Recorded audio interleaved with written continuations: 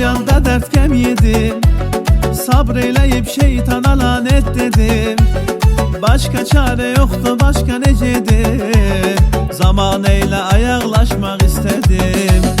Bir ara senden uzaklaşmak istedim. Yavaş yavaş kenarlaşmak istedim.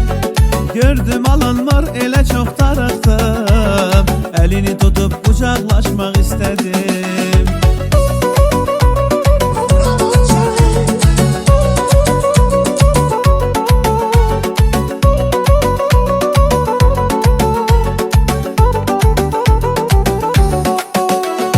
Bu eşk için yanıp yanıp köz oldum.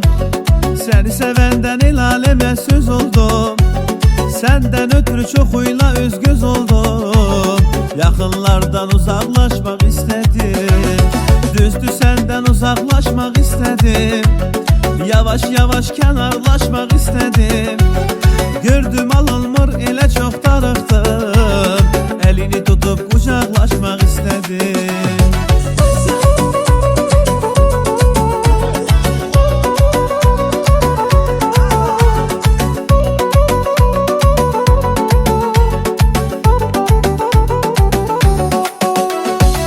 Senin fikrinle uyandım her gün.